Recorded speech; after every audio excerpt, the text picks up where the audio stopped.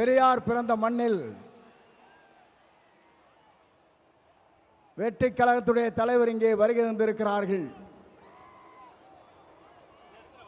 காலத்தின்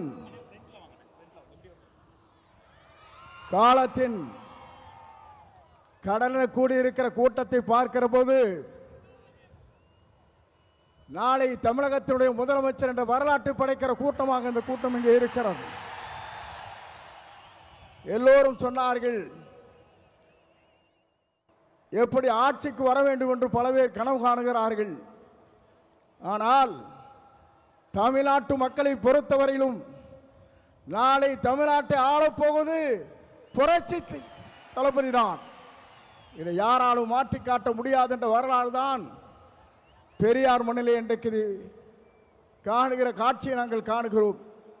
சமுதாயம் என்பது தந்தை பெரியார் அவர்கள் குறிப்பிட்டதை போல ஏழை மக்களுடைய கண்ணீரை தீர்ப்பதற்கு ஒரு நல்ல தலைமை வேண்டும் என்று பல நாட்களாக மக்களுடைய கனவு இன்றைக்கு நிறைவேற்றப்பட்டிருக்கிறது. மிக விரைவிலேயே தான் அந்த கனவு என்பது எல்லோரும் கூடுவார்கள், கூட்டம் கூடும், கலைந்து போகும். ஆனால் நம்முடைய கூட்டத்தை பொறுத்தவரையிலும் எதிர்கால தமிழகத்தை உருவாக்க இருக்கிற வெற்றி கழகத்துடைய தலைவர் அவருடைய வரலாற்றை படைப்பதற்கு இங்கே பெருந்திரளாக இங்கே வருகின்றிருக்கிறீர்கள். அதோடு மட்டுமல்ல, சிலவே நினைக்கிறார்கள் தலைவரை பொறுத்தவரையிலும் மனிதனை மிக்கவர், நல்லவர், வல்லவர், உங்களுக்காகவே வாழ்ந்து கொண்டிருப்போர் என்பதை மறந்துவிடக் கூடாது.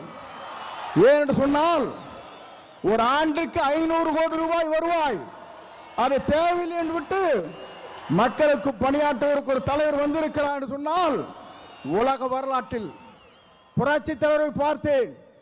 இன்றைக்கு புரட்சி தளபதி இன்றைக்கு காணுகிறேன். ஆகவேதான் மக்கள் இங்கே திரண்டிருக்கிறார்கள். என்னை பொறுத்தவரையிலும் இது தீர்ப்பளிக்கிற கூட்டம். தீர்ப்பளிக்கிற கூட்டம் மட்டுமல்ல, நீங்கள் திரண்டு வந்தால் நாடே தாங்காது என்கிற முறையிலே தான் இங்கே அர்ப்பணித்து நின்று கொண்டிருக்கிறீர்கள். உங்களை பொறுத்தவரையிலும் எதிர்காலம் பிரகாசம் உள்ள எதிர்காலமாக மாறப்போகிறது. எல்லோரும் சொன்னார்கள், எவ்வளவு வெற்றி வரப் போகிறான்னு சொன்னார்கள். 234 அவர் ஆரை விரல் காட்டுகிறாரோ அவர் தான் தமிழ்நாட்டில் சட்டமன்ற உறுப்பினர் என்ற வரலாற்றை படைக்கின்ற அளவிற்கு நீங்கள் வாருங்கள், வெற்றி தேடி தாருங்கள் அழைத்து விடைபெறுகிறேன். நன்றி, வணக்கம்.